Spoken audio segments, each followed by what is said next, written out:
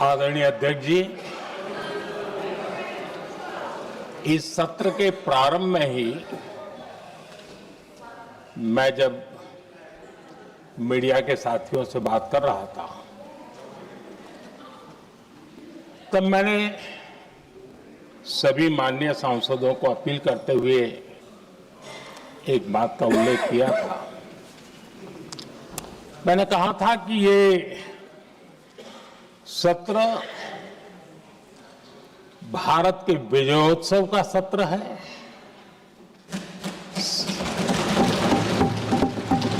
संसद का ये सत्र भारत के गौरवगान का सत्र है।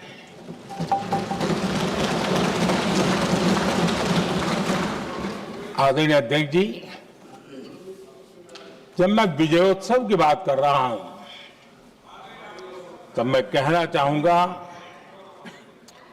कि ये विजयोत्सव आतंकी हेडक्वार्टर्स को मिट्टी में मिलाने का है।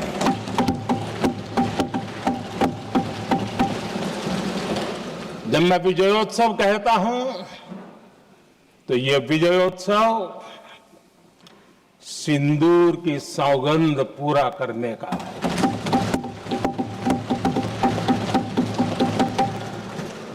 मैं जब ये विजयोत्सव कहता हूं तो ये भारत की सेना के शौर्य और सामर्थ्य का विजय गाथा कह रहा है। जब मैं विजयोत्सव कह रहा हूं तो 140 करोड़ भारतीयों की एकता, इच्छा शक्ति, उसके एक अप्रतिम जीत का विजयोत्सव की बात करता हूं। आदरणीय अध्यक्ष जी, मैं इसी विजय भाव से इस सदन में भारत का पक्ष रखने के लिए खड़ा हुआ।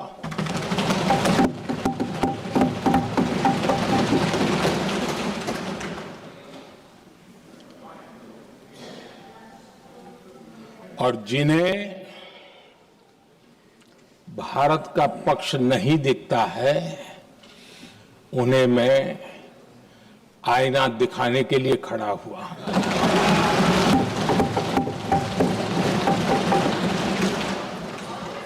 आदरणीय अध्यक्ष जी, मैं 140 करोड़ देशवासियों की भावनाओं में अपना स्वर मिलाने के लिए उपस्थित हुआ हूं। ये 140 करोड़ देशवासियों की भावना के जो गूंज है, जिस सदन में सुनाई दी है, मैं उसे अपना एक स्वर मिलाने खड़ा हुआ। आदरणीय अध्यक्ष जी, ऑपरेशन सिंदूर के दरमियान जिस प्रकार से देश के लोगों ने मेरा साथ दिया, मुझे आशीर्वाद दिए, देश की जनता मुझ पर कर्ज है। मैं देशवासियों का आभार व्यक्त करता हूं। मैं देशवासियों का अभिनंदन करता हूं। आदरणीय अध्यक्ष जी, 22 अप्रैल को पहलगाम में जिस प्रकार की क्रूर घटना घटी, जिस प्रकार आतंकवादियों ने निर्दोष लोगों को उनका धर्म पूछ करके गोलियां मारी, ये क्रूरता की पराकाष्ठा थी।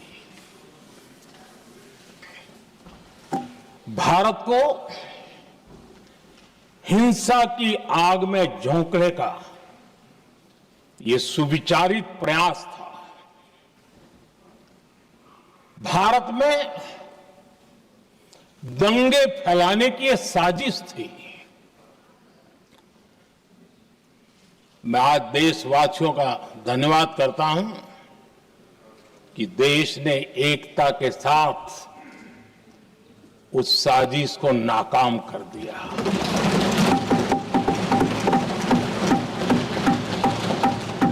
आदरणीय अध्यक्ष जी, 22 अप्रैल के बाद मैंने एक सार्वजनिक रूप से और विश्व को समझ में आए इसलिए कुछ अंग्रेजी में भी वाक्यों का प्रयोग किया था और मैंने कहा था कि हमारा संकल्प है, हम आतंकियों को मिट्टी में मिला देंगे।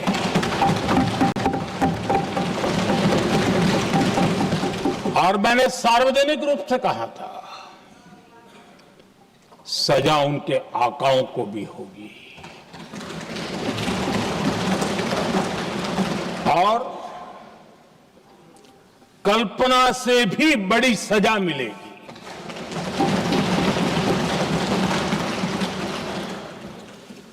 22 अप्रैल को मैं विदेश था, मैं तुरंत लौट के आया और आने के तुरंत बाद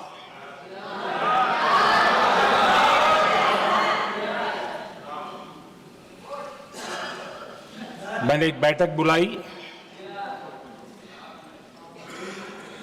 और उस बैठक में हमने साफ साफ निर्देश दिए कि आतंकवाद को करारा जवाब देना होगा और ये हमारा राष्ट्रीय संकल्प है। आदरणीय अध्यक्ष जी, हमें हमारे सैन्य बलों की क्षमता पर पूरा विश्वास है, पूरा भरोसा है उनकी क्षमता पर, उनके सामर्थ्य पर, उनके साहस पर। सेना को कार्रवाई की खुली छूट दे दी गई और यह भी कहा गया कि सेना तय करें कब, कहां, कैसे, किस प्रकार से। ये सारी बातें उस मीटिंग में साफ साफ कह दी गई और कुछ बातें उसमें से मीडिया में शायद रिपोर्ट भी हुई है।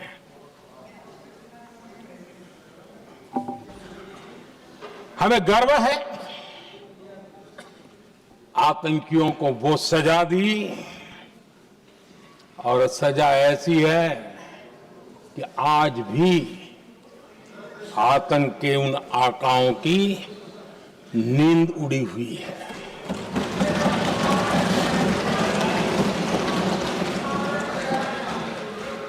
आदरणीय अध्यक्ष जी,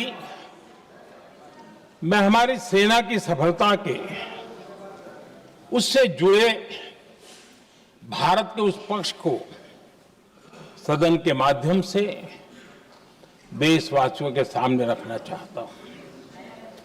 पहला पक्ष, पहलगाम हमले के बाद से ही पाकिस्तानी सेना को अंदाजा लग चुका था कि भारत कोई बड़ी कार्रवाई करेगा। उनके तरफ से न्यूक्लियर की धमकियों के भी बयान आना शुरू हो चुके थे। भारत ने 6 मई रात और 7 मई सुबह जैसा तय किया था वैसी कार्रवाई की और पाकिस्तान कुछ नहीं कर पाया। 22 मिनट में 22 अप्रैल का बदला निर्धारित लक्ष्य के साथ हमारी सेना ने ले लिया। दूसरा पक्ष, आदरणीय अध्यक्ष जी, पाकिस्तान के साथ हमारी लड़ाई तो कई बार हुई है, लेकिन ये पहली ऐसी भारत की रणनीति बनी कि जिसमें पहले जहां कभी नहीं गए थे वहां हम पहुंचे। पाकिस्तान के कोने कोने में आतंकी अड्डों को धुआं धुआं कर दिया गया।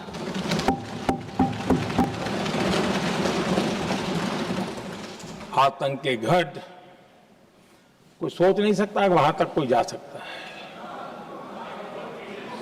बहावलपुर और मुर्ग के उसको भी जमीन दोस्त कर दिया गया। आदरणीय अध्यक्ष जी, हमारे सेनाओं ने आतंकी अड्डों को तबाह कर दिया। तीसरा पक्ष, पाकिस्तान की न्यूक्लियर धमकी को हमने झूठा साबित कर दिया।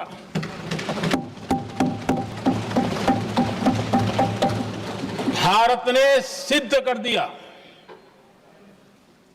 कि न्यूक्लियर ब्लैकमेलिंग अब नहीं चलेगा और न ही ये न्यूक्लियर ब्लैकमेलिंग के सामने भारत झुकेगा।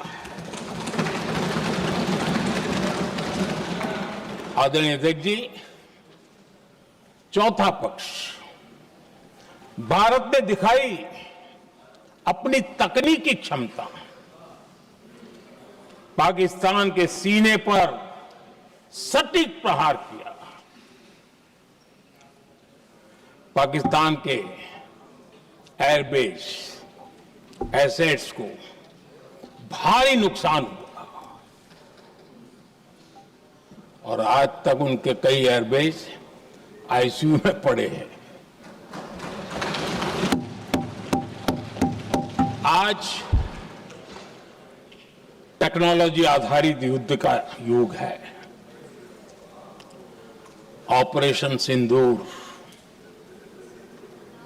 इस महारत में भी सफल सिद्ध हुआ है।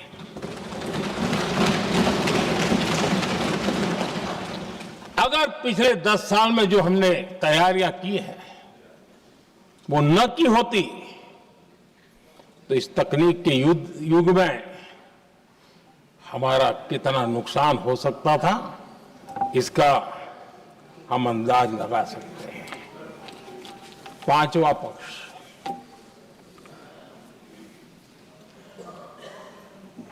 ऑपरेशन सिंदूर के दरमियान पहली बार हुआ जब आत्मनिर्भर भारत की ताकत को दुनिया ने पहचाना। Made in India drone, made in India missile ने पाकिस्तान के हथियारों की पोल खोल करके रख दी।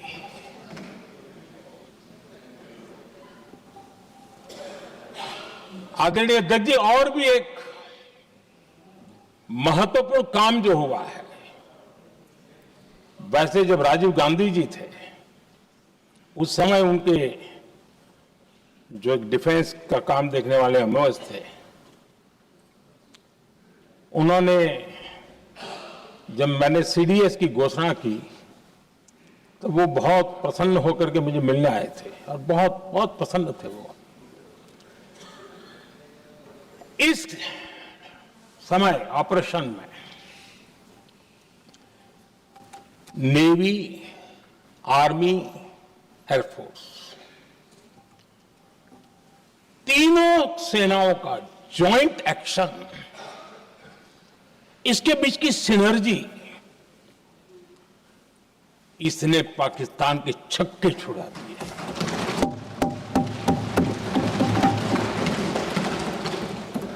आदरणीय अध्यक्ष जी, आतंक की घटनाएं पहले भी देश में होती थी, लेकिन पहले आतंकवादियों के मास्टरमाइंड निश्चिंत होते थे और वो आगे की तैयारी में लगे रहते थे। उनको पता था कुछ नहीं होगा। लेकिन अब स्थिति बदल गई है। अब हमले के बाद मास्टरमाइंड को नींद नहीं आती। उनको पता है कि भारत आएगा और मार के जाएगा।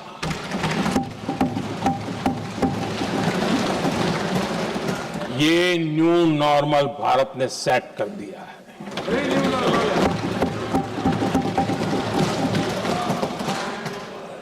आदरणीय अध्यक्ष जी, दुनिया ने देख लिया कि हमारी कार्यवाही का दायरा कितना बड़ा, स्केल कितना बड़ा।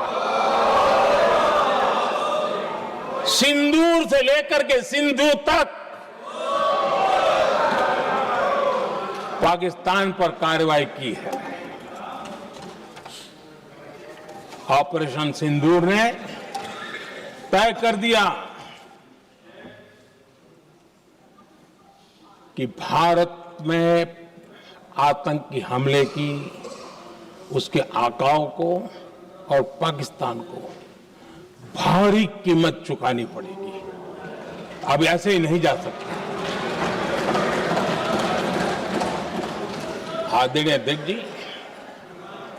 ऑपरेशन सिंदूर से स्पष्ट होता है कि भारत ने 3 सूत्र तय किए हैं।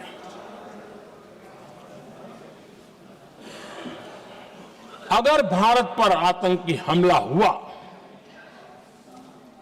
तो हम अपने तरीके से, अपनी शर्तों पर, अपने समय पर जवाब देकर के रहेंगे।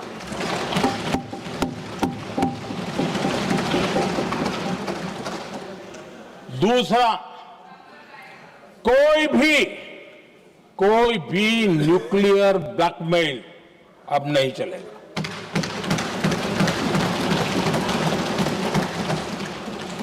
और तीसरा, हम आतंकी सरपरस्त सरकार और आतंक के आकाओं उनको अलग अलग नहीं देखेंगे। आदरणीय अध्यक्ष जी,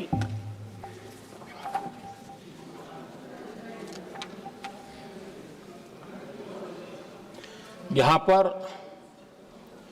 विदेश नीति को लेकर के भी काफी बातें कही गई हैं।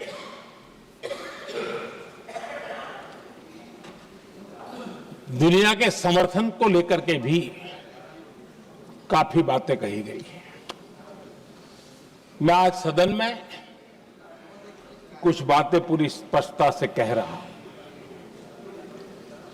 दुनिया में किसी भी देश ने भारत को अपनी सुरक्षा में कार्रवाई करने से रोका नहीं है।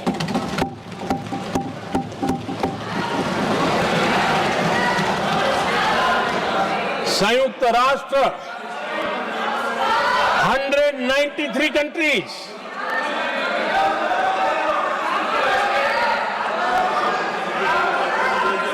सिर्फ 3 देश 193 कंट्री में सिर्फ 3 देश ऑपरेशन सिंदूर के दौरान पाकिस्तान के समर्थन में बयान दिया था। Only 3 countries.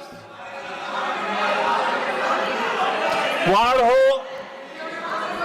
ब्रिक्स हो, फ्रांस, रूस, जर्मनी, कोई भी देश का नाम ले लीजिए, तमाम देश दुनिया भर से भारत को समर्थन मिला है।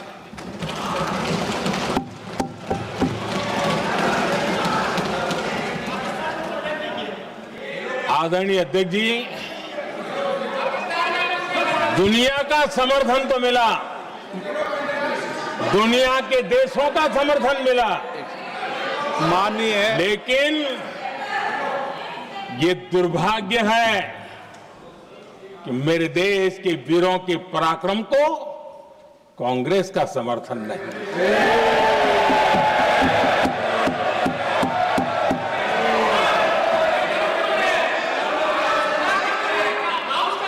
22 अप्रैल के बाद 22 अप्रैल के आतंकी हमले के बाद 3-4 दिन में ही ये उछल रहे थे और कहना शुरू कर दिया, कहां गई 56 इंच की छाती, कहां खो गया मोदी, मोदी तो फेल हो गया। क्या मजा ले रहे थे, उनको लगता है वाह बाजी मार ली। उनको पहलगाम के निर्दोष लोगों की हत्या में भी वो अपनी राजनीति तराशते थे।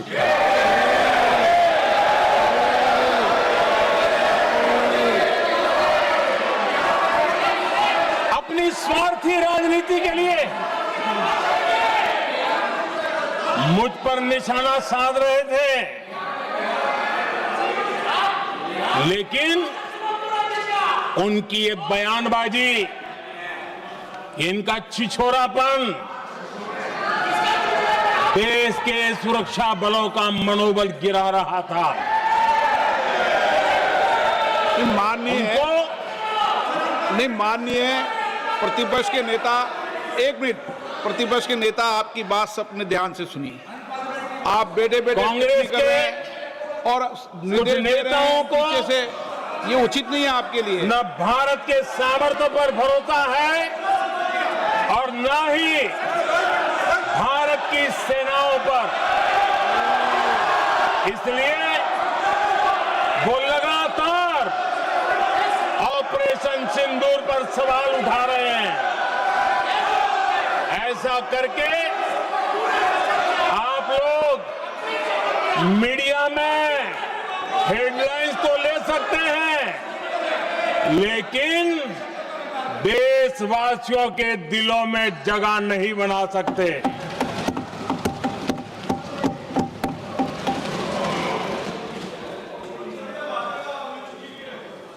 आदरणीय सभापति जी, आदरणीय अध्यक्ष जी,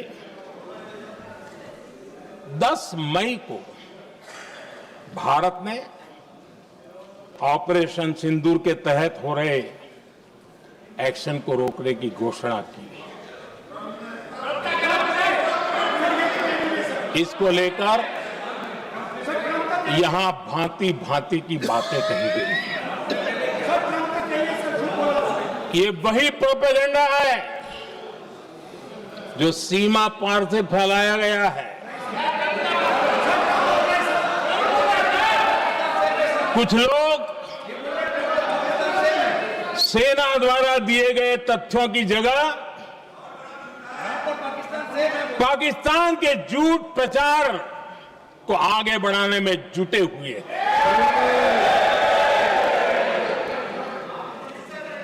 जबकि भारत का रुख हमेशा स्पष्ट रहा है। आदरणीय अध्यक्ष जी, कुछ चीजें मैं जरा स्मरण भी कराना चाहता हूं। जब सर्जिकल स्ट्राइक हुआ, उस समय हमने लक्ष्य तय किया था, हमारे जवानों को तैयार करके कि हम उनके इलाके में जाकर के आतंकियों के जो लॉन्चिंग पैड है उनको नष्ट करेंगे। और सर्जिकल स्ट्राइक, एक रात के उस ऑपरेशन में हमारे लोग सूर्योदय होते होते काम पूरा करके वापस आए। लक्ष्य निर्धारित था कि ये करना है। जब बालाकोट एयर स्ट्राइक किया तो हमारा लक्ष्य तय था कि आतंकियों के जो ट्रेनिंग सेंटर्स है, इस बार हम उसको तबाह करेंगे, और हमने वो भी करके दिखाया।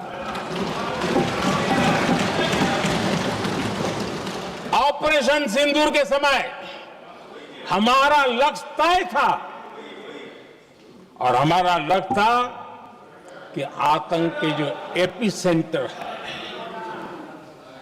और पहलगाम के आतंकियों को जहां से पुरजोश योजना बनी, ट्रेनिंग मिली, व्यवस्था मिली, उस पर हमला करेंगे। हमने उनके नाभि पर हमला कर दिया।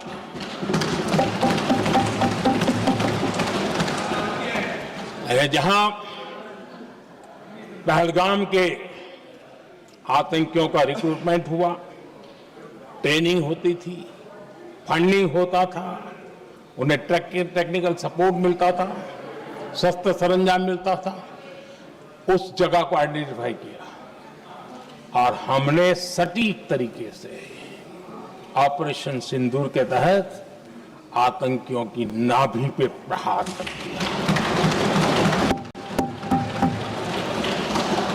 और आदरणीय अध्यक्ष जी, इस बार भी हमारी सेना ने 100% लक्ष्यों को हासिल करके देश के सामर्थ्य का परिचय कराया।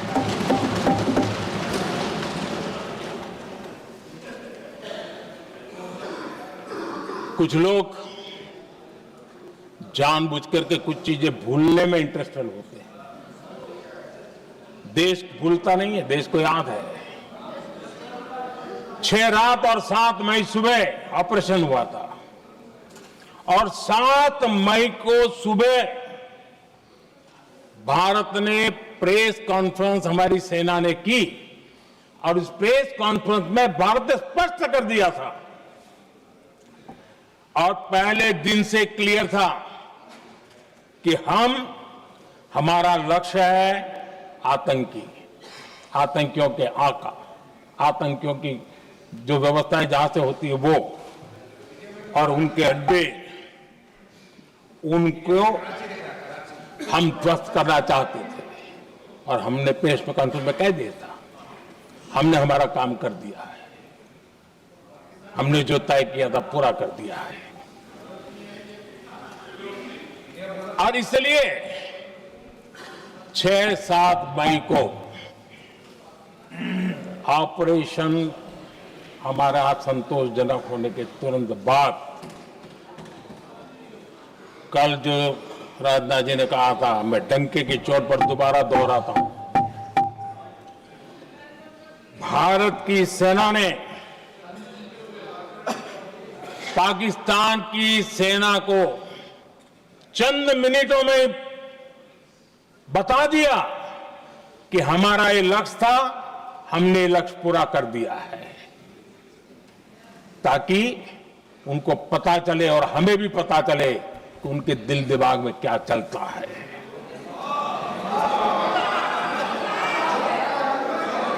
हमने अपना लक्ष्य 100% हासिल कर लिया था और पाकिस्तान में समझदारी होती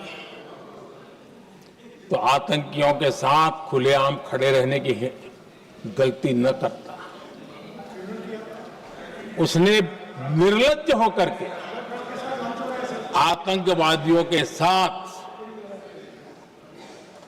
खड़े रहने का फैसला किया। हम पूरी तरह तैयार थे, हम भी मौके की तलाश में थे, लेकिन हमने दुनिया को बताया था कि हमारा लक्ष्य आतंकवाद है, आतंकवादी आका है, आतंकवादी ठिकाने हैं, वो हमने पूरा कर दिया। लेकिन जब पाकिस्तान ने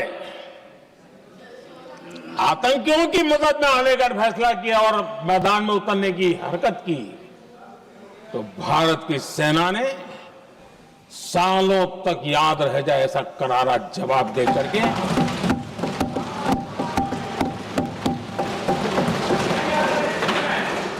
नौ मई की मध्य रात्रि और 10 मई की एक प्रकार से सुबह हमारी मिसाइलें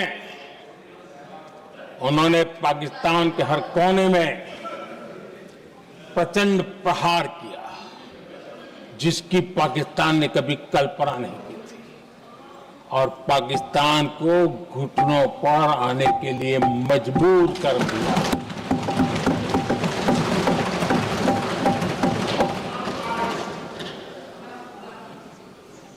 और आपने टीवी में भी देखा है, वहां से क्या बयान आते थे। पाकिस्तान के लोग, अरे मैं तो स्विमिंग पूल में नहा रहा था, कोई कह रहा था मैं तो दफ्तर जाने की तैयारी कर रहा था। हम कुछ सोचे पहले तो भारत ने तो हमला कर दिया। ये पाकिस्तान के लोगों के बयान है और देश ने देखे हैं। स्विमिंग पूल में नहा रहा था।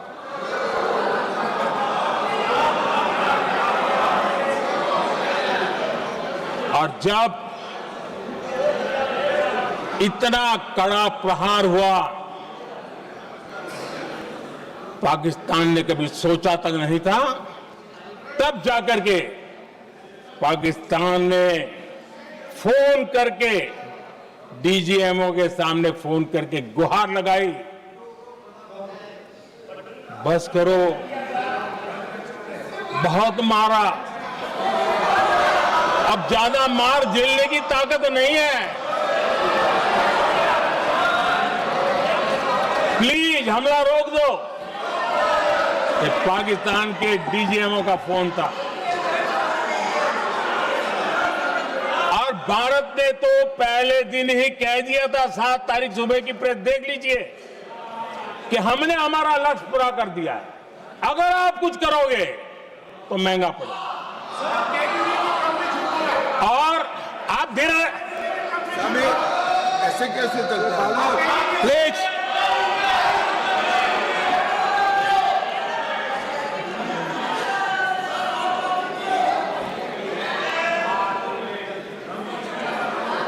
मैं आज दोबारा कह रहा हूं, ये भारत की स्पष्ट नीति थी, सुविचारित नीति थी, सेना के साथ मिलकर के तय की हुई नीति थी, और वे ये थी कि हम आतंक, उनके आका, उनके ठिकाने, ये हमारा लक्ष्य है।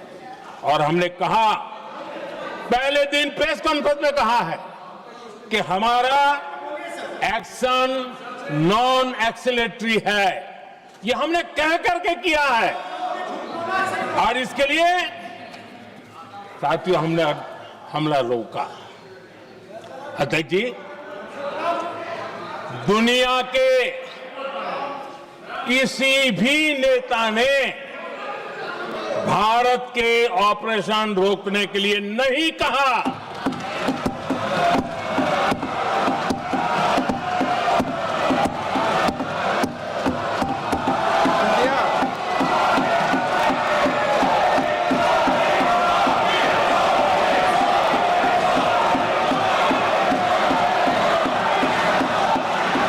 उसी दौरान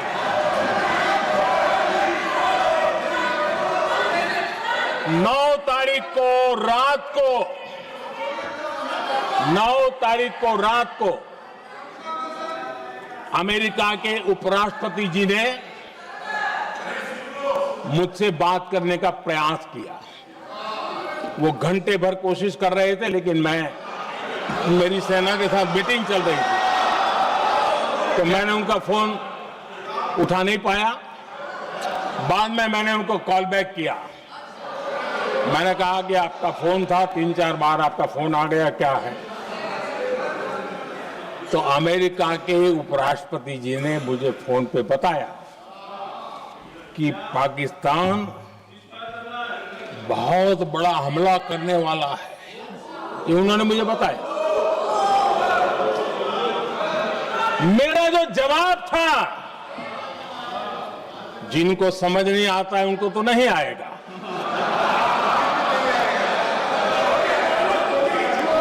मेरा जवाब था, अगर पाकिस्तान का ये इरादा है तो उसे बहुत महंगा पड़ेगा।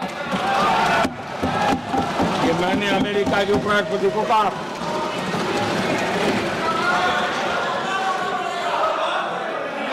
पाकिस्तान हमला करेगा तो हम बड़ा हमला कर करके जवाब देंगे, ये मेरा जवाब था। और आगे मेरा एक वाक्य था, मैंने कहा था हम गोली का जवाब गोले से देंगे। ये 9 तारीख रात की बात है और 9 रात में और 10 सुबह हमने पाकिस्तान को सैन्य शक्ति को तहस नहस कर दिया था और यही हमारा जवाब था, यही हमारा जज्बा था। और आज पाकिस्तान भी भली भांति जान गया है कि भारत का हर जवाब पहले से ज्यादा तगड़ा होता है।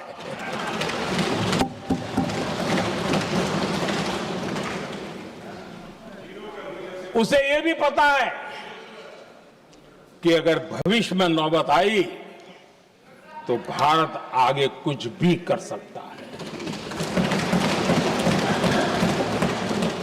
और इसलिए मैं फिर से लोकतंत्र के इस मंदिर में दोहराना चाहता हूं, ऑपरेशन सिंदूर जारी है।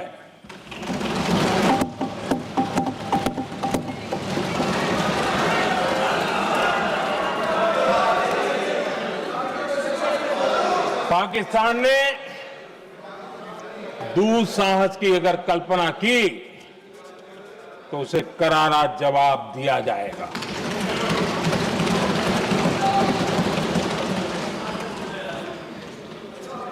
आदरणीय अध्यक्ष जी, आज का भारत आत्मविश्वास से भरा हुआ है। आज का भारत आत्मनिर्भरता के मंत्र को लेकर के पूरी शक्ति के साथ तेज गति से आगे बढ़ रहा है। देश देख रहा है भारत आत्मनिर्भर बनता जा रहा है। लेकिन देश ये भी देख रहा है कि एक तरफ तो भारत आत्मनिर्भरता की ओर तेज गति से आगे बढ़ रहा है, लेकिन कांग्रेस मुद्दों के लिए पाकिस्तान पर निर्भर होती जा रही है।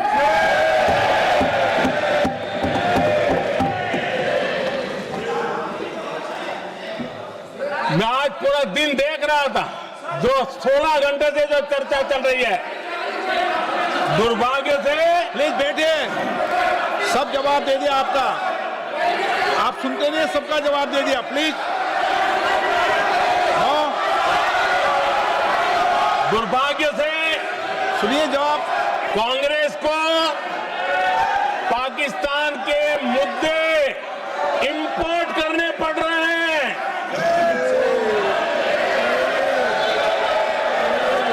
आदरणीय अध्यक्ष जी, आज के वॉरफेयर में इंफॉर्मेशन और नैरेटिव्स की प्लीज बैठिए। बहुत बड़ी भूमिका है।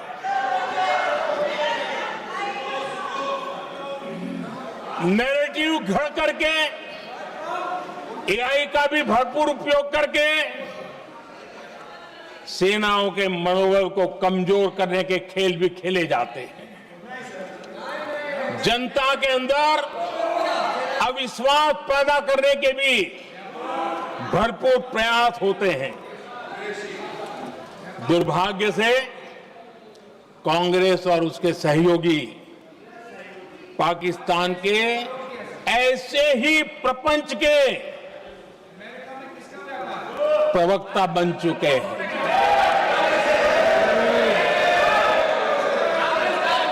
आदरणीय अध्यक्ष जी, देश की सेना ने, आदरणीय अध्यक्ष जी, ये तरीका है देश आपका? की सेना ने, बैठिए बैठिए। देश की सेना ने सर्जिकल स्ट्राइक की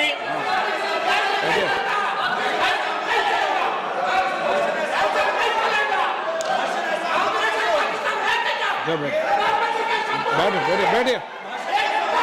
आदरणीय अध्यक्ष जी, देश की सेना ने सफलतापूर्वक सर्जिकल स्ट्राइक की तो तुरंत कांग्रेस वालों ने सेना से सबूत मांगे थे, लेकिन जब उन्होंने देश का मूड देखा, देश का मिजाज देखा, तो सुर उनके बदलने लगे और बदल करके क्या कहने लगे। कांग्रेस के लोगों ने कहा ये सर्जिकल स्ट्राइक क्या बड़ी बात है, ये तो हमने भी की थी। एक ने कहा 3 सर्जिकल स्ट्राइक की थी, दूसरे ने कहा 6 सर्जिकल स्ट्राइक की थी, तीसरे ने कहा 15 सर्जिकल स्ट्राइक की थी। जितना बड़ा नेता उतना बड़ा आंकड़ा चल रहा था।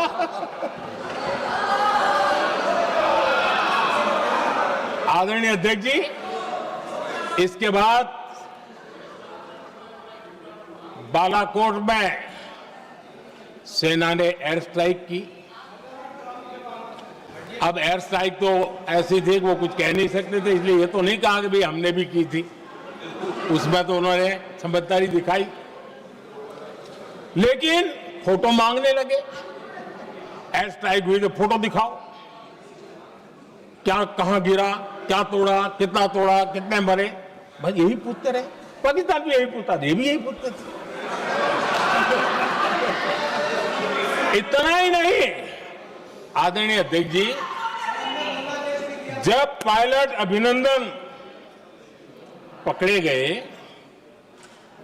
तो पाकिस्तान में तो खुशी का माहौल होना स्वाभाविक था कि उनके हाथ में भारत की सेना का एक पायलट उनके हाथ लगा था। लेकिन यहां पर भी कुछ लोग थे जो कानों कानों में कह रहे थे अब मोदी फंसा, अब अभिनंदन में आए, मोदी ला करके दिखा दे, अब देखते हैं मोदी क्या करता है। आज डंके की चोट पर अभिनंदन वापिस आए।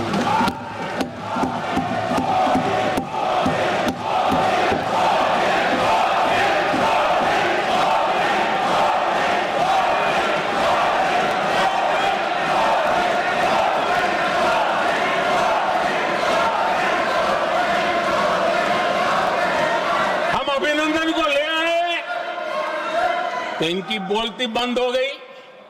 इनको लगा यार कि नसीब वाला आदमी है, हमारा हथियार हाथ से निकल गया।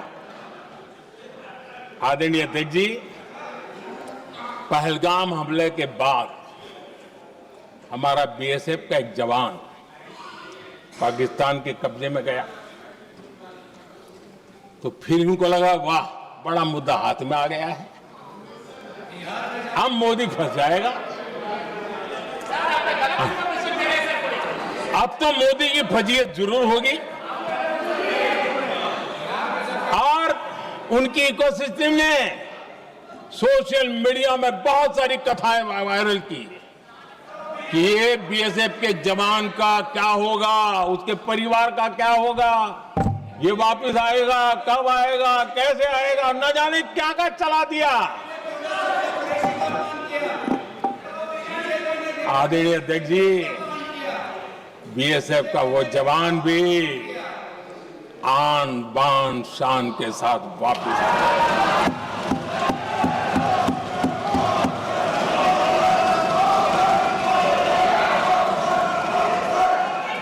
आतंकवादी रो रहे हैं, आतंकवादियों के आका रो रहे हैं और उनको रोते देखकर यहां भी कुछ लोग रो रहे हैं।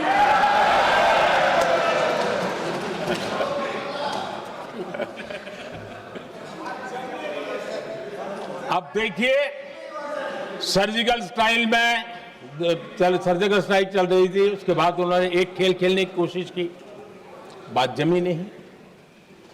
एयर स्ट्राइक हुई तो दूसरा खेल खेलने की कोशिश की, वो भी जमी नहीं।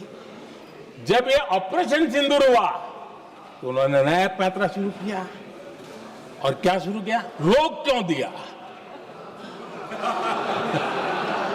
पहले तो मानने को तैयार नहीं थे कि मुक्त करते, अब कहते रोक क्यों दिया। वारे बयान बहादुरों,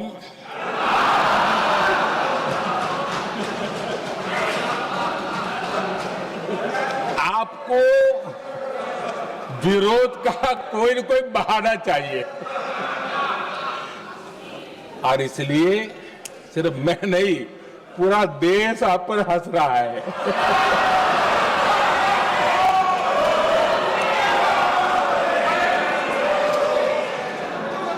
आदरणीय अध्यक्ष जी,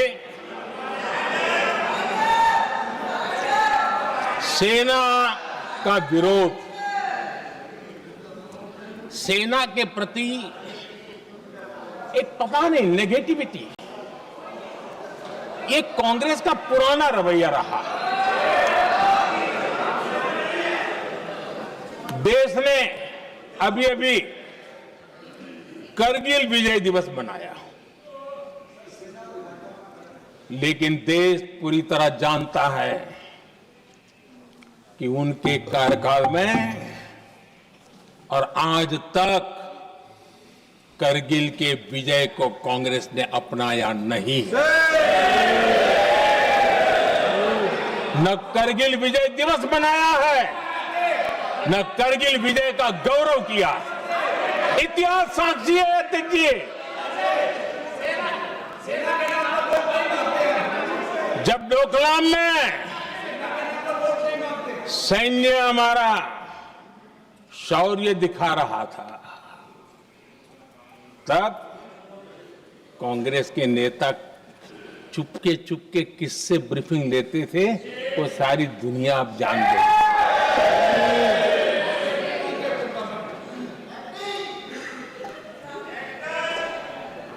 आप निकाल दीजिए पाकिस्तान के सारे बयान और यहां हमारा विरोध करने वाले लोगों के बयान, फुल स्टॉप कॉमा के साथ एक है। क्या कहेंगे इसको? और बुरा लगता है सच बोलते हैं तो। पाकिस्तान के साथ सुर में सुर मिला दिया जाता है। आदरणीय अध्यक्ष जी, देश हैरान है, कांग्रेस ने पाकिस्तान को क्लीन चिट दे दी है।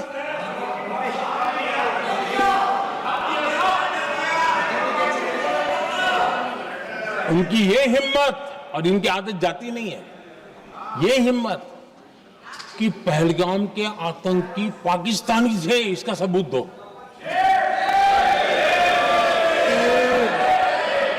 क्या कह रहे हो तुम लोग?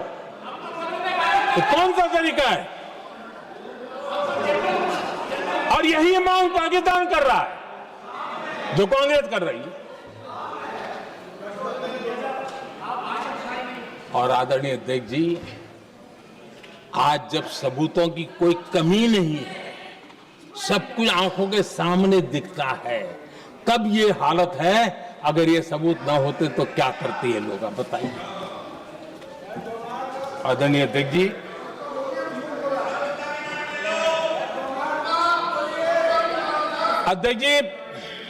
ऑपरेशन सिंदूर के एक पार्ट की तरफ तो चर्चा भी बहुत होती है, ध्यान भी जाता है, लेकिन देश के लिए कुछ गौरव की क्षणें होती हैं, ताकत के परिचय होता है, उसकी तरफ भी ध्यान जाना बहुत आकर्षित है। हमारे एयर डिफेंस सिस्टम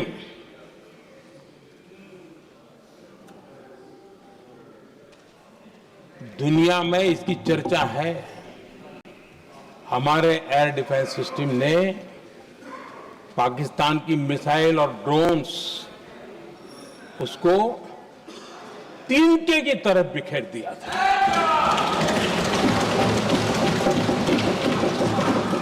आदरणीय अध्यक्ष जी, मैं एक आंकड़ा आज बताना चाहता हूं,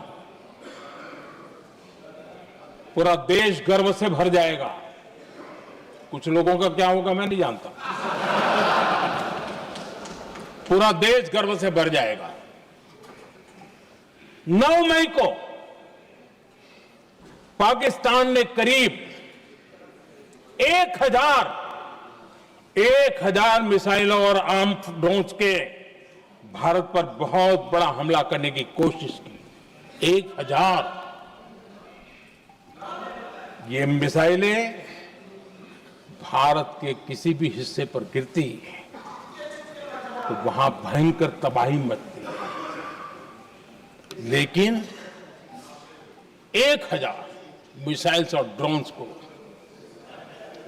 भारत ने आसमान में ही चूर चूर कर दिया।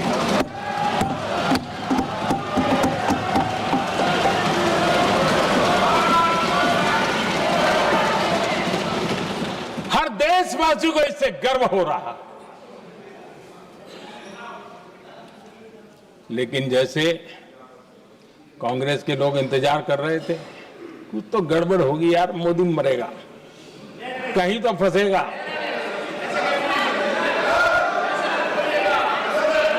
पाकिस्तान ने आदमपुर एयरबेस पर हमले का झूठ फैलाया, उस झूठ को बेचने की भरपूर कोशिश की, पूरी ताकत लगा दी। मैं अगले ही दिन आदमपुर पहुंचा और खुद जाकर के उनके झूठ को मैंने बेनकाब कर दिया। तब जाकर के उनको अकल ठिकाने लगी कि अब ये झूठ चलने वाला नहीं है। आदरणीय अध्यक्ष जी, जो हमारे छोटे दलों के साथी हैं, जो राजनीति में नए हैं, उनको कभी शासन में रहने का अवसर नहीं मिला, उनसे कुछ बातें निकलती मैं समझ सकता। लेकिन कांग्रेस पार्टी ने इस देश में लंबे समय तक राज किया है, उसको शासन की व्यवस्थाओं का पूरा पता है, उन चीजों से वो निकले हुए लोग हैं, उनके लिए शासन व्यवस्था क्या होती इसकी समझ पूरी है, अनुभव है उनके पास। उसके बाद भी विदेश मंत्रालय तुरंत जवाब दे, उसको स्वीकारना नहीं, विदेश मंत्री जवाब दे, इंटरव्यू दे, बार बार बोले, उसको स्वीकारना नहीं, गृह मंत्री बोले, रक्षा मंत्री बोले, किसी पर भरोसा नहीं। जिसने इतने सालों तक राज किया, उनको देश की व्यवस्थाओं पर अगर भरोसा नहीं है, तब शक उठता है कि क्या हालत हो गई है इनकी। आदरणीय अध्यक्ष जी, अब कांग्रेस का भरोसा पाकिस्तान के रिमोट कंट्रोल से बनता है और बदलता है।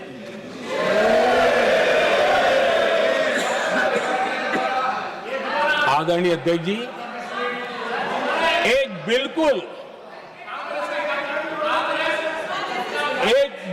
कांग्रेस के नए सदस्य, यानी उनको तो क्षमा करनी चाहिए, नए सदस्य को क्या कहेंगे, लेकिन कांग्रेस के आका जो उनको लिख करके देते हैं और उनसे बुलवाते, खुद में हिम्मत नहीं है, उनसे बुलवाते हैं कि ऑपरेशन सिंदूर ये तो तमाशा था, ये आतंकवादियों ने जिन 26 लोगों को मौत के घाट उतारा था ना, उस भयंकर क्रूर घटना पर ये तेजाब छिड़कने वाला पाप है। तमाशा कहते हो, आपकी असहमति हो सकती है, और ये कांग्रेस के नेता बुलवाते हैं।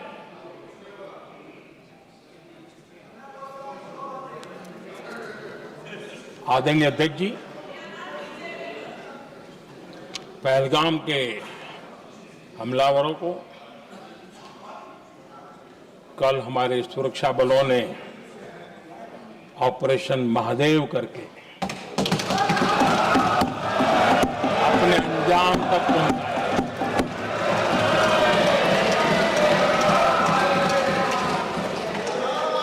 लेकिन मैं हैरान हूं कि यहां ठहाके लगा के पूछा गया कि आखिर ये कल ही क्यों हुआ।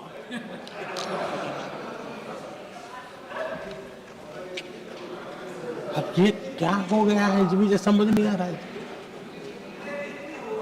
क्या ये ऑपरेशन के लिए कोई सावन महीने का सोमवार ढूंढा गया था क्या? क्या हो गया है इन लोगों को?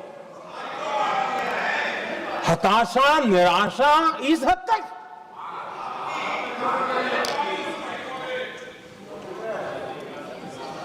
और देखिए मजा, पिछले कई सप्ताह से हाँ ऑपरेशन सिंदूर वगैरह तो ठीक है, पहलगाम के आतंकियों का क्या हुआ, पहलगाम के आतंकियों का अब हुआ तो कल क्यों हुआ?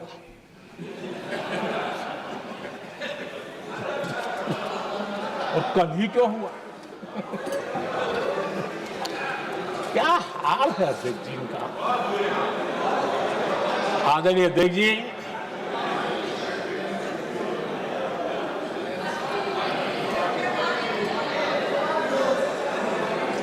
आदरणीय अध्यक्ष जी,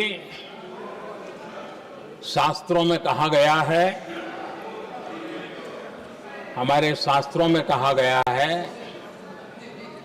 शस्त्रेण रक्षिते राष्ट्रे, शस्त्रेण रक्षिते राष्ट्रे शास्त्र चर्चा प्रवर्तते। अर्थात जब राष्ट्र शस्त्र से सुरक्षित होते हैं तभी वहां शास्त्र की, ज्ञान की चर्चाएं जन्म ले पाती है। जब सीमा पर सेनाएं मजबूत होती है तभी लोकतंत्र प्रखर होता है। आदरणीय अध्यक्ष जी, ऑपरेशन सिंदूर बीते दशक में भारत की सेना के सशक्तिकरण का एक साक्षात प्रमाण है। ऐसे ही नहीं हुआ है। कांग्रेस के शासन के दौरान सेनाओं को आत्मनिर्भर बनाने के संबंध में सोचा तक नहीं जाता था। आज भी आत्मनिर्भर शब्द की मजाक उड़ाई जाती है। वैसे वो महात्मा गांधी से आया हुआ है, लेकिन आज भी मजाक उड़ाई जाती है। हर रक्षा सौदे में कांग्रेस अपने मौके खोजती रहती थी।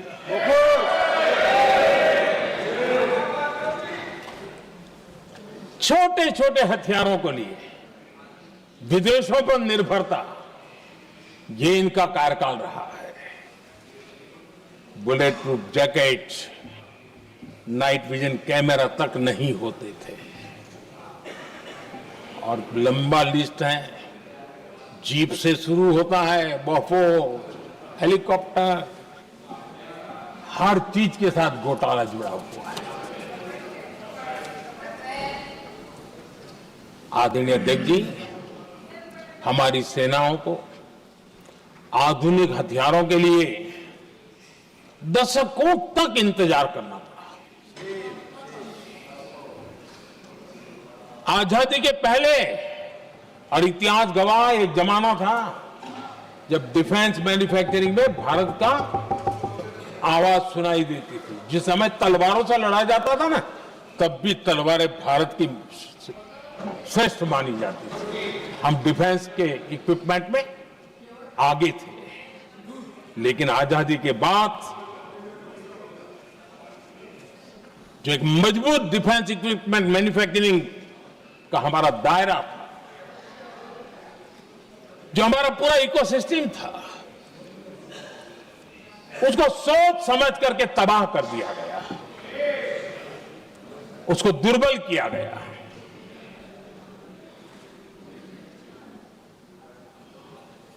रिसर्च और मैन्युफैक्चरिंग के लिए रास्ते बंद कर दिए गए। अगर इसी नीति पर हम चलते तो भारत इस 21वीं सदी में ऑपरेशन सिंदूर के संबंध में सोच भी नहीं सकता। यह हालत करके रखा हुआ था उन्होंने। भारत को सोचना पड़ता कि अगर कोई एक्शन लेना है तो शस्त्र कहां से मिलेंगे, साधन कहां से मिलेगा, बारूद कहां से मिलेगा, समय पर मिलेगा नहीं मिलेगा, बीच बचाव में रुकता नहीं जाएगा, ये टेंशन पालना पड़ता है।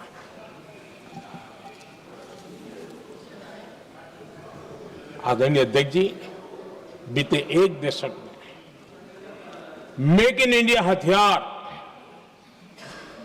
सेना को मिले, उन्होंने इस ऑपरेशन में बहुत निर्णायक भूमिका निभाई।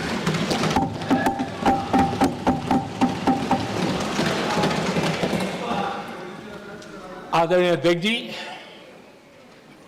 एक दशक पहले भारत के लोगों ने संकल्प लिया, हमारा देश सशक्त, आत्मनिर्भर और आधुनिक राष्ट्र बने। रक्षा, सुरक्षा, हर क्षेत्र में बदलाव के लिए एक के बाद एक ठोस कदम उठाए गए, सीरीज ऑफ रिफॉर्म्स किए गए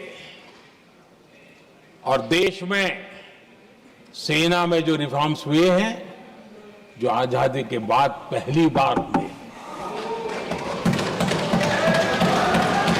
चीफ ऑफ डिफेंस स्टाफ की नियुक्ति, ये विचार कोई नया नहीं था, दुनिया में प्रयोग भी चलते हैं, भारत में निर्णय नहीं होते थे। हमने, ये बहुत बड़ा रिफॉर्म था, हमने किया और बहुत ही, मैं हमारी तीनों सेनाओं का अभिनंदन करता हूं कि इस व्यवस्था को उन्होंने दिल से सहयोग किया है, दिल से स्वीकार किया है।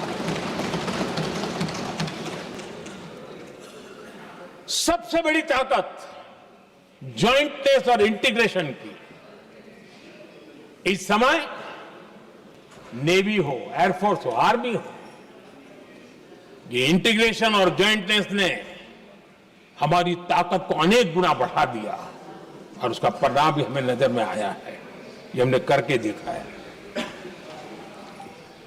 सरकार की जो डिफेंस प्रोडक्शन की कंपनियां थी, उसमें हमने रिफॉर्म किए। शुरुआत में वहां पर आग लगाना, आंदोलन करवाना, हड़तालें करवाने के खेल चल रहे थे, अभी भी बंद नहीं हुए हैं, लेकिन देश हित को सर्वोपरि मान करके उन डिफेंस इंडस्ट्री के हमारे जो लोग थे सरकारी व्यवस्था में, उन्होंने इसको मन से लिया, रिफॉर्म को स्वीकार किया और वो भी आज बहुत प्रोडक्टिव बन गए। इतना ही नहीं, हमने प्राइवेट सेक्टर के लिए भी डिफेंस के दरवाजे खोल दिए हैं और आज भारत का प्राइवेट सेक्टर आगे आ रहा है। आज स्टार्टअप्स डिफेंस के क्षेत्र में हमारे 27-30 साल के नौजवान, टियर 2, टियर 3 सिटी के नौजवान, कई कुछ जगह तो बेटियां स्टार्टअप का नेतृत्व कर रही है। डिफेंस के सेक्टर में सैकड़ों की तादाद में आज स्टार्टअप काम कर रहे हैं। ड्रोन्स, एक प्रकार से मैं कह सकता हूं, ड्रोन्स की जितनी भी एक्टिविटी हमारे देश में हो रही है, शायद एवरेज 30-35 की उम्र होगी जो लोग कर रहे हैं, सारे लोग, और सैकड़ों की तादाद में कर रहे हैं। और उसका ताकत, क्योंकि इनका भी योगदान था इसमें, जिन्होंने इस प्रकार के प्रोडक्शन किए हैं, और वो हमें ऑपरेशन सिंदूर में बहुत काम आए। मैं उन सबके प्रयासों को बहुत साधुवाद करता हूं और मैं उनको विश्वास दिलाता हूं, आगे बढ़िए, अब देश रुकने वाला नहीं है। आदरणीय अध्यक्ष जी, डिफेंस सेक्टर में मेक इन इंडिया ये नारा नहीं था, हमने इसके लिए बजट पॉलिसी में जो परिवर्तन करना था, जो नए इनिशिएटिव ले रहे थे, वो नए इनिशिएटिव लिए। और सबसे बड़ी बात, क्लियर कट विजन के साथ हमने देश में make in India defence sector के अंदर तेज गति से हम आगे बढ़ रहे हैं। आदरणीय अध्यक्ष जी, एक दशक में डिफेंस का बजट लगभग पहले से 3 गुना हुआ है। डिफेंस प्रोडक्शन में करीब करीब 250% वृद्धि हुई है, 250% वृद्धि हुई है। 11 वर्षों में डिफेंस एक्सपोर्ट 30 गुना से भी ज्यादा बढ़ा है, 30 गुना से ज्यादा। डिफेंस एक्सपोर्ट आज दुनिया के करीब 100 देशों तक हम पहुंचे। और आदरणीय अध्यक्ष जी, कुछ चीजें ऐसी होती हैं जो इतिहास में बहुत बड़ा प्रभाव छोड़ती हैं। ऑपरेशन सिंदूर ने डिफेंस का जो मार्केट है उसमें भारत का झंडा गाड़ दिया है।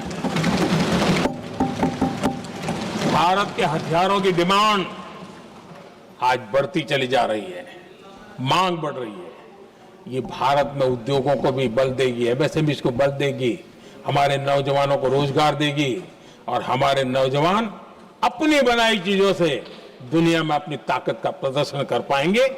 ये आज दिख रहा है, मैं देख रहा हूं। डिफेंस के क्षेत्र में जो आत्मनिर्भर भारत की दिशा में हम जो कदम उठा रहे हैं, मैं हैरान हूं। कुछ लोगों को आज भी तकलीफ हो रही है, जैसे उनका खजाना लूट गया। ये कौन सी मानसिकता है? देश को ऐसे लोगों को पहचानना होगा। आदरणीय अध्यक्ष जी, मैं स्पष्ट करना चाहता हूं, डिफेंस में भारत का आत्मनिर्भर होना ये आज की शस्त्रों की स्पर्धा में के काल में विश्व शांति के लिए भी जरूरी है।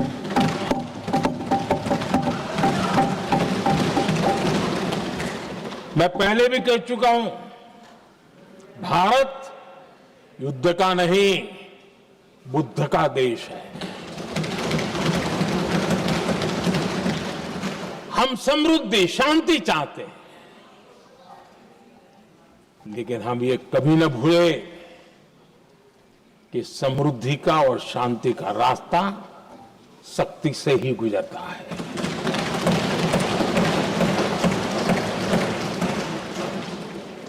आदरणीय अध्यक्ष जी, हमारा भारत छत्रपति शिवाजी महाराज, महाराजा रणजीत सिंह, राजेंद्र चोला, महाराणा प्रताप, लसित बोरफुकन और महाराजा सुहेलदेव का देश है।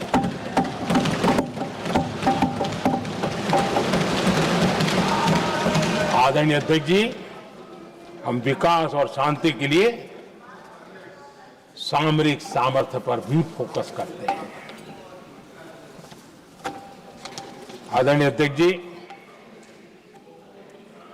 कांग्रेस के पास नेशनल सिक्योरिटी का विजन पहले था और आज तो सवाल ही नहीं उठता है।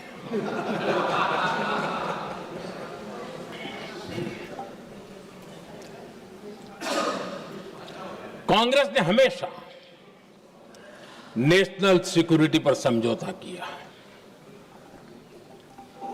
आज जो लोग पूछ रहे हैं पीओके को वापस क्यों नहीं लिया,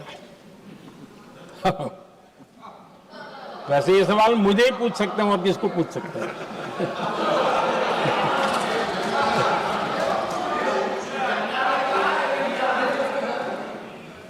लेकिन इसके पहले जवाब देना होगा पूछने वालों को। किसकी सरकार ने पीओके पर पाकिस्तान को कब्जा करने का अवसर दिया था? जवाब साफ है, जवाब साफ है। जब भी मैं नेहरू जी की चर्चा करता हूं तो कांग्रेस और उसका पूरा इकोसिस्टम बिलबिला जाता है, पता नहीं क्या है। आदरणीय अध्यक्ष जी, हम एक शेर सुना करते थे, मुझे ज्यादा इसका ज्ञान तो नहीं है लेकिन सुनते थे। लम्हों ने खता की और सदियों ने सजा पाई। आजादी के बाद से ही जो फैसले लिए गए उनकी सजा आज तक देश भुगत रहा है।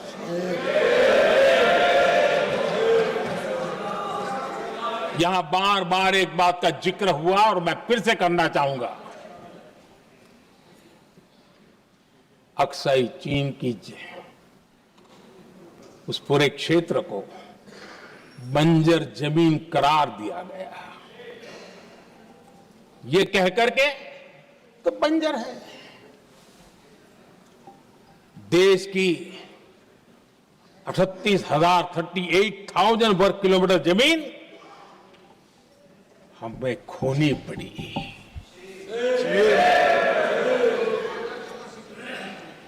आदरणीय अध्यक्ष जी,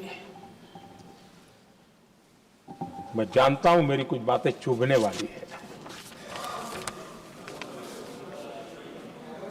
1962 और 1963 के बीच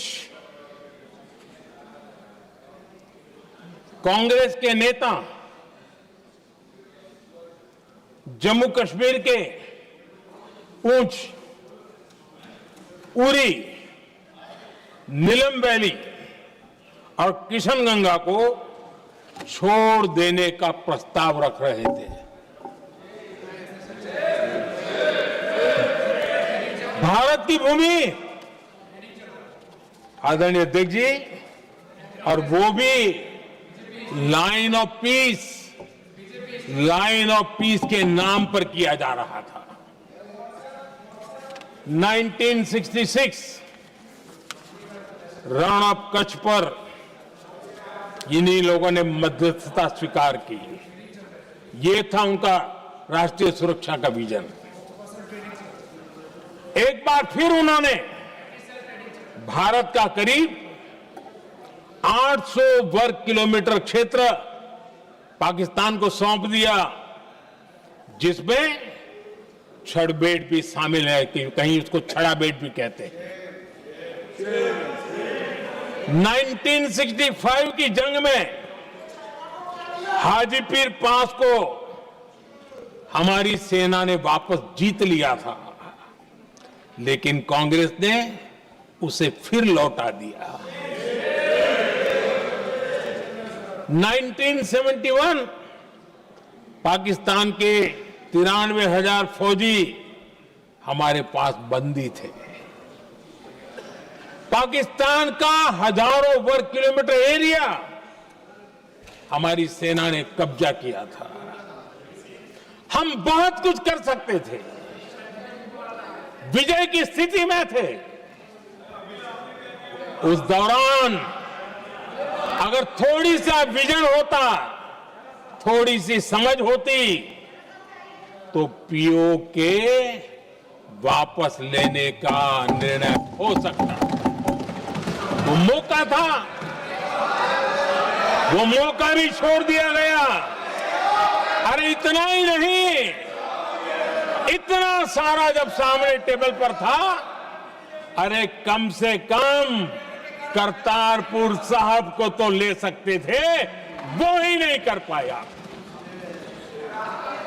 1974 श्रीलंका को कच्चथीवू द्वीप को गिफ्ट कर दिया गया। आज तक हमारे मछुआरे भाई बहनों को इससे परेशानी होती है, उनकी जान पर आफत आती है। क्या गुनाह था तमिलनाडु के मेरे फिशरमैन भाई बहनों का, आपने उनका हक छीन लिया और दूसरों को गिफ्ट कर दिया? कांग्रेस का दशकों से इरादा लेकर चल रही थी कि सियाचिन से सेना हटा दी जाए। आदरणीय अध्यक्ष जी, 2014 में देश ने इनको मौका नहीं दिया, वरना आज सियाचिन भी हमारे पास नहीं होता।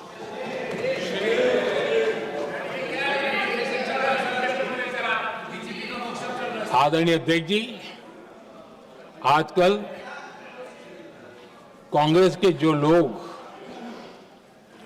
हमें डिप्लोमेसी का पाठ पढ़ा रहे हैं, मैं उन्हें उनकी डिप्लोमेसी याद दिलाना चाहता हूं ताकि उनको भी कुछ याद रहे, पता चले। 26/11 जैसे भयंकर हमले के बाद बहुत बड़ा आतंकी हमला था। कांग्रेस का पाकिस्तान से प्रेम नहीं रुका। इतनी बड़ी घटना 26/11 की हुई थी। विदेशी दबाव में हमले के कुछ हफ्तों के भीतर ही कांग्रेस सरकार ने पाकिस्तान से बातचीत शुरू कर दी। आदरणीय अध्यक्ष जी, कांग्रेस सरकार ने 26/11 की इतनी बड़ी घटना के बाद भी एक भी डिप्लोमेट को भारत से बाहर निकालने की हिम्मत नहीं की। छोड़ो, इधर एक वीजा तक कैंसिल नहीं किया, एक वीजा तक कैंसिल नहीं कर पाए थे। देश पर पाकिस्तानी स्पॉन्सर बड़े बड़े हमले होते गए, लेकिन यूपीए सरकार ने पाकिस्तान को मोस्ट फेवर्ड नेशन का दर्जा देकर रखा था। वो कभी वापस नहीं लिया था। एक तरफ देश मुंबई के हमले का ये न्याय मांग रहा था, दूसरी तरफ कांग्रेस पाकिस्तान के साथ व्यापार करने में लगी थी।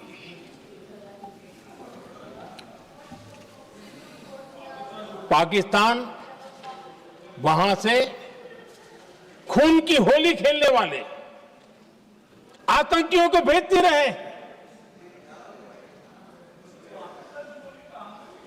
और कांग्रेस यहां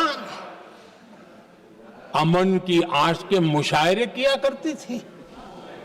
मुशायरे होते थे। हमने आतंकवाद और अमन की आस का ये वन वे ट्रैफिक बंद कर दिया।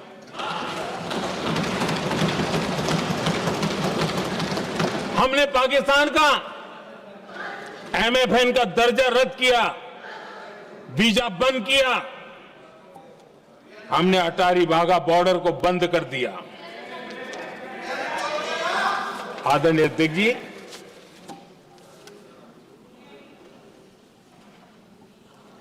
भारत के हितों को गिरवी रख देना ये कांग्रेस की पार्टी की पुरानी आदत है। इसका सबसे बड़ा उदाहरण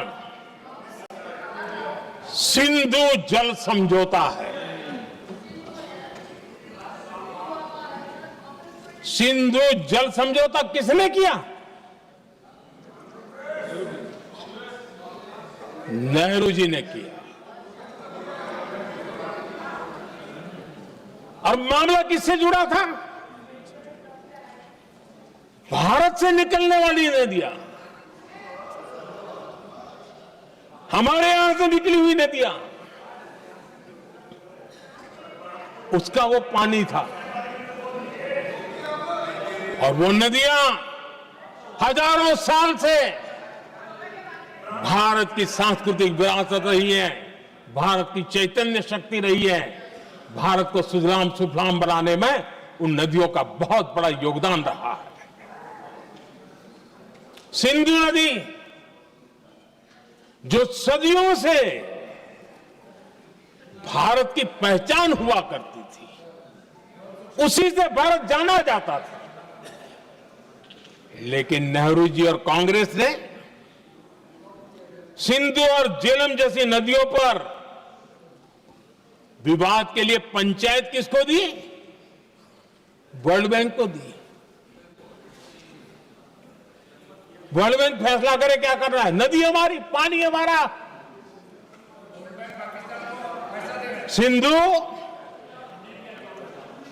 सिंधु जल समझौता सीधा सीधा भारत की अस्मिता और भारत के स्वाभिमान के साथ किया गया बहुत बड़ा धोखा था।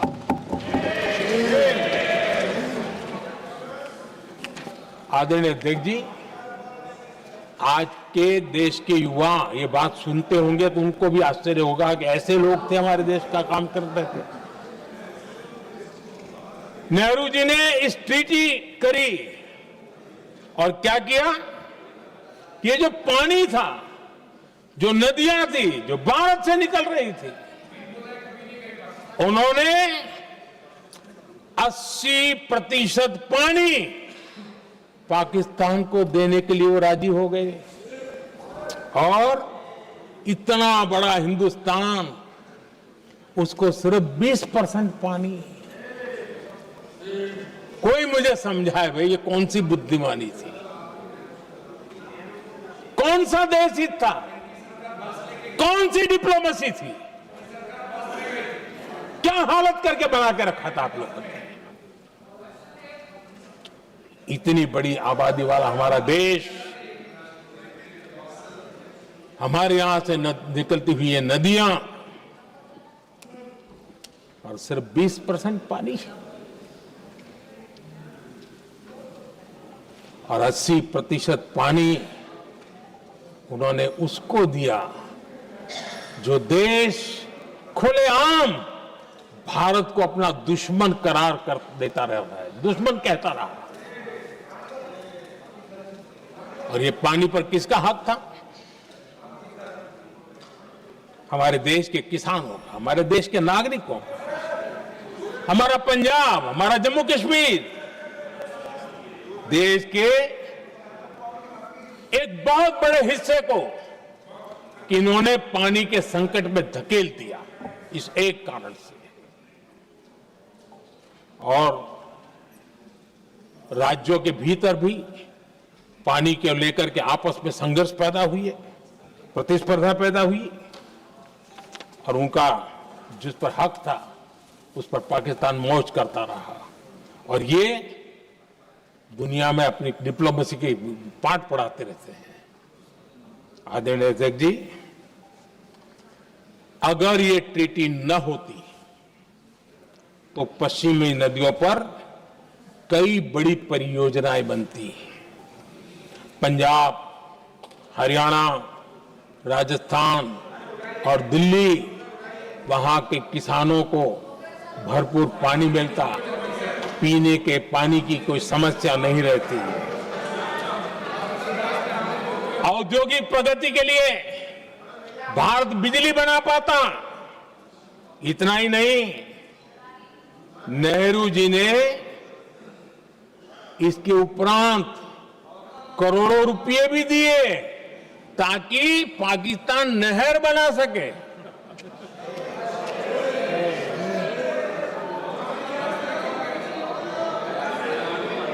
आदरणीय अध्यक्ष जी, इससे भी बड़ी बात, देश चौंक जाएगा। ये चीजें छिपाई गई है, दबा दी गई है। कहीं भी बांध बनता है तो उसमें एक मैकेनिज्म होता है उसकी सफाई का, डीसिल्टिंग का।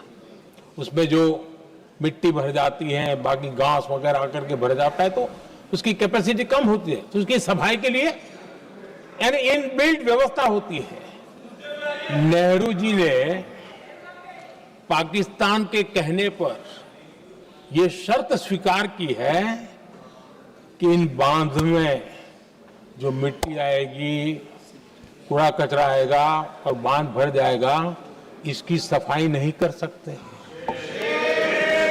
डिसिल्टिंग नहीं कर सकते हैं।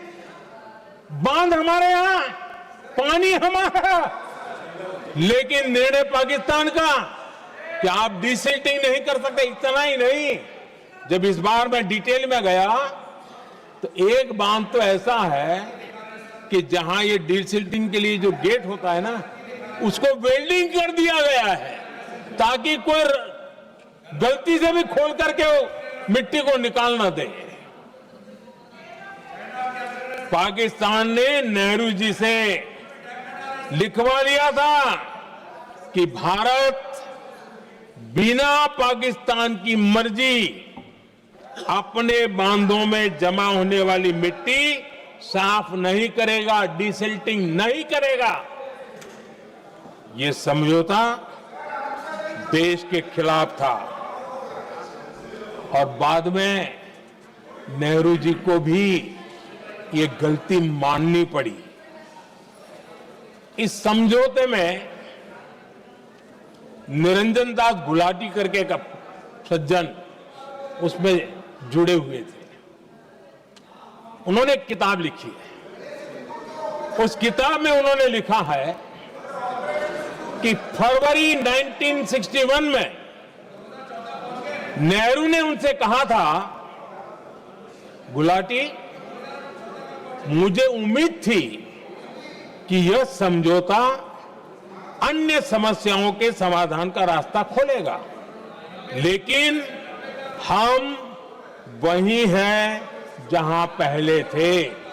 ये नेहरू जी ने कहा। नेहरू जी केवल तत्कालिक प्रभाव देख पा रहे थे, इसलिए उन्होंने कहा कि हम वहीं के वहीं हैं, लेकिन सच्चाई ये कि इस एग्रीमेंट के कारण देश बहुत पिछड़ गया, देश बहुत पीछे चल गया और देश का बहुत नुकसान हुआ। हमारे किसानों को नुकसान हुआ, हमारी खेती को नुकसान हुआ। और नेहरू जी उस डिप्लोमेसी को जानते थे जिसमें किसान का कोई वजूद ही नहीं था। यह हाल करके रखा था उन्होंने। आदरणीय अध्यक्ष जी, पाकिस्तान आगे दशकों तक भारत के साथ युद्ध और छद्म युद्ध, प्रॉक्सी वॉर करता ही रहा, लेकिन कांग्रेस की सरकारों ने बाद में भी सिंधु जल समझौते की तरफ देखा तक नहीं, नेहरू जी की गलती को सुधारा तक नहीं। आदरणीय अध्यक्ष जी, लेकिन अब भारत ने पुरानी गलती को सुधारा है, ठोस निर्णय लिया है। भारत ने नेहरू जी द्वारा किए गई बहुत बड़ी ब्लंडर, सिंधु जल समझौते को देश हित में, किसानों के हित में एबेंस में रख दिया है।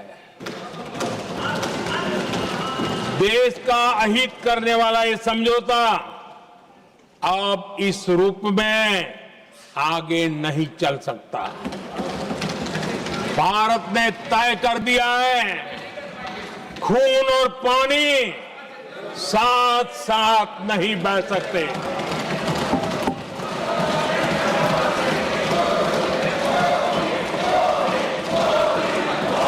माननीय सदस्य, आप बहुत देर हो गई, आप उपनेता हैं, ये तरीका आप बैठे बैठे टोकते हैं, प्लीज, ये शोभा नहीं देता आपके लिए। बैठिए बैठिए बैठिए, आदरणीय शोभा नहीं देता आपका। अध्यक्ष जी, आप उपनेता, अपनी मर्यादा बना के रखें। चलिए बैठिए। वहां बैठे साथी आतंकवाद पर लंबी लंबी बातें करते हैं। जब ये सत्ता में था, जुड़े हुए हैं, जब इनको राज करने का अवसर मिला था, तब देश का हाल क्या है, क्या रहा था, वो आज भी देश भूला नहीं है। 2014 से पहले देश में असुरक्षा का जो माहौल था, अगर वो आज याद भी करे ना तो लोग सिहर जाते हैं। आदरणीय अध्यक्ष जी, हम सबको याद है, जो नई पीढ़ी के बच्चे हैं उनको पता नहीं है, हम सबको पता है। हर जगह पर अनाउंसमेंट होता था, रेलवे स्टेशन पर जाओ, बस स्टैंड पर जाओ, एयरपोर्ट पर जाओ, बाजार में जाओ, मंदिर में जाओ, कहीं पर भी जाओ, जहां भी भीड़ होती है, कोई भी लावारिस चीज दिखे छूना मत, पुलिस को तुरंत जानकारी देना, वो बम हो सकता है। हम 2014 तक यही सुनते आए थे, ये हालात करके रखा था। देश के कोने कोने में यही हाल था। माहौल ये था कि जैसे कदम कदम पर बम बिछे हैं और खुद को ही नागरिकों ने बचाना है, उन्होंने हाथ ऊपर कर दिए थे, अनाउंस कर दिया। आदरणीय अध्यक्ष जी, कांग्रेस की कमजोर सरकारों के कारण देश को कितनी जानें गंवानी पड़ी, हमें अपनों को खोना पड़ा। आदरणीय अध्यक्ष जी, आतंकवाद पर ये लगाम लगाई जा सकती थी। हमारी सरकार ने 11 साल में ये करके दिखाया, एक बहुत बड़ा सबूत है। 2004 से 14 के बीच जो आतंक की घटनाएं होती थी, उन घटनाओं में बहुत बड़ी कमी आई है। इसलिए देश भी जानना चाहता है, अगर हमारी सरकार आतंकवाद पर नकेल कस सकती है तो कांग्रेस सरकारों की ऐसी कौन सी मजबूरी थी कि आतंकवाद को फलने फूलने दिया। आदरणीय अध्यक्ष जी, कांग्रेस के राज में आतंकवाद अगर फला फूला है तो उसका एक बड़ा कारण इनकी तुष्टीकरण की राजनीति है, वोट बैंक की राजनीति है। जब दिल्ली में बाटला हाउस एनकाउंटर हुआ, कांग्रेस के एक बड़ी नेता के आंख में आंसू थे, आतंकवादी मारे गए इसके कारण। और वोट पाने के लिए इस बात को हिंदुस्तान के कोने कोने में पहुंचाया गया। आदरणीय अध्यक्ष जी, 2001 में देश की संसद पर हमला हुआ था। तब कांग्रेस के एक बड़े नेता ने अफजल गुरु को बेनिफिट ऑफ डाउट देने की बात कही थी। आदरणीय अध्यक्ष जी, मुंबई में 26/11 का इतना बड़ा आतंकी हमला हुआ,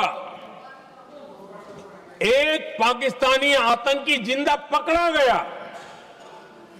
पाकिस्तान की मीडिया ने, दुनिया ने यह स्वीकार किया कि ये पाकिस्तानी है, लेकिन यहां कांग्रेस पार्टी इतना बड़ा पाकिस्तान का पाप, इतना बड़ा पाकिस्तानी आतंकी हमला, और ये क्या खेल खेल रहे थे? वोट बैंक की राजनीति के लिए क्या कर रहे थे? कांग्रेस पार्टी इसको भगवा आतंक सिद्ध करने में जुटी हुई है।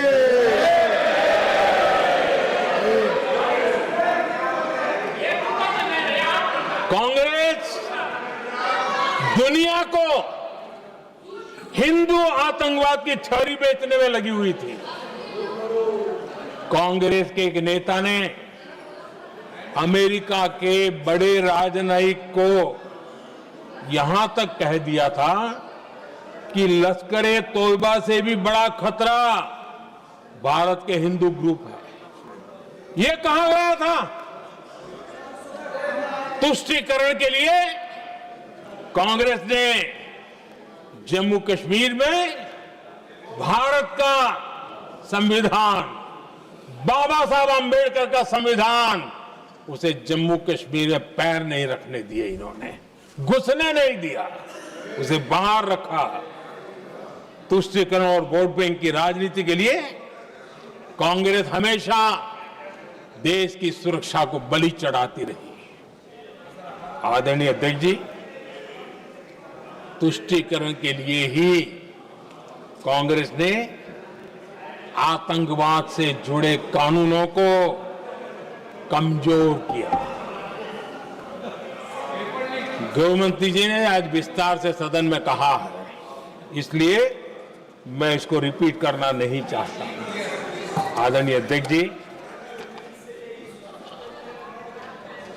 मैंने इस सत्र की शुरुआत में आग्रह किया था, मैंने कहा था कि दल हित में हमारे मत मिले न मिले, दल हित में हमारे मत मिले न मिले, देश हित में हमारे मन जरूर मिलने चाहिए।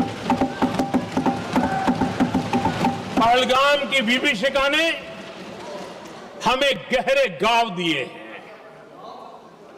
उसने देश को झकझोर दिया है। इसके जवाब में हमने ऑपरेशन सिंदूर किया तो सेनाओं के पराक्रम ने, हमारे आत्मनिर्भर अभियान ने देश में एक सिंदूर स्पिरिट पैदा किया है।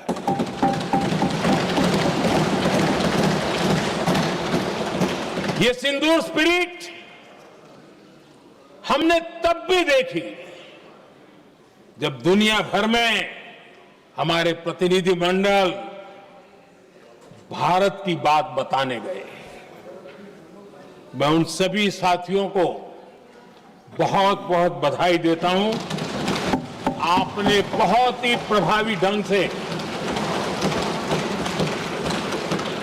भारत की बात डंके की चोट पर दुनिया के सामने रखी।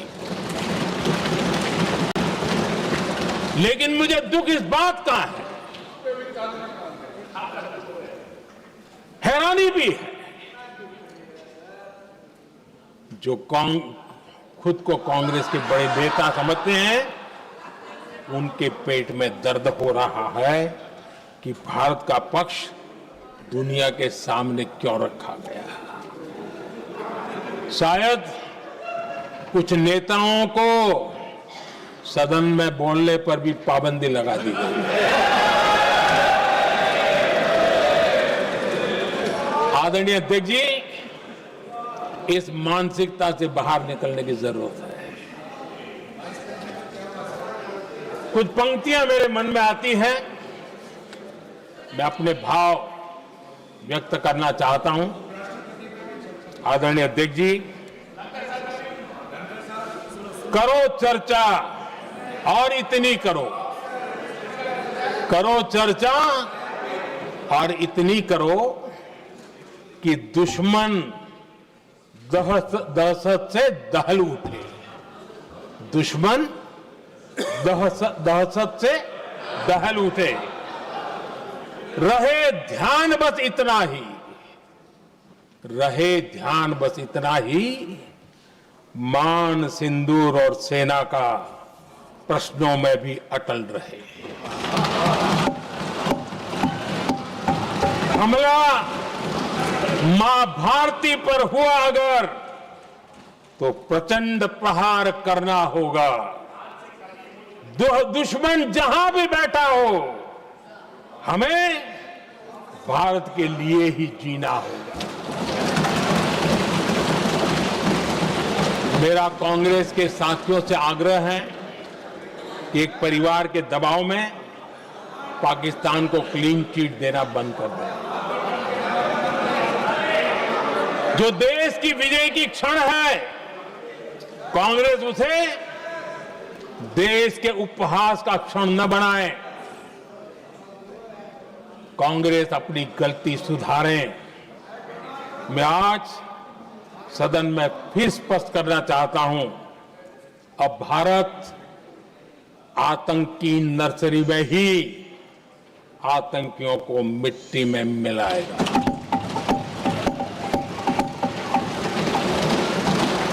हम पाकिस्तान को भारत के भविष्य खेलने नहीं देंगे और इसलिए ऑपरेशन सिंदूर खत्म नहीं हुआ है, ऑपरेशन सिंदूर जारी है।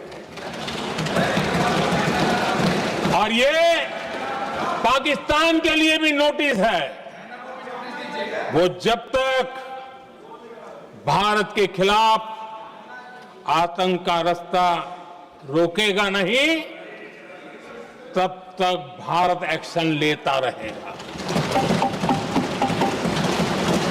भारत का भविष्य सुरक्षित और समृद्ध होगा, यही हमारा संकल्प है। इसी भाव के साथ मैं फिर से सभी सदस्यों को सार्थक चर्चा के लिए धन्यवाद देता हूं और आदरणीय अध्यक्ष जी, मैंने भारत का पक्ष रखा है, भारत के लोगों की भावनाओं को व्यक्त किया है। मैं सदन का फिर से आभार व्यक्त करता हूं। बहुत बहुत धन्यवाद।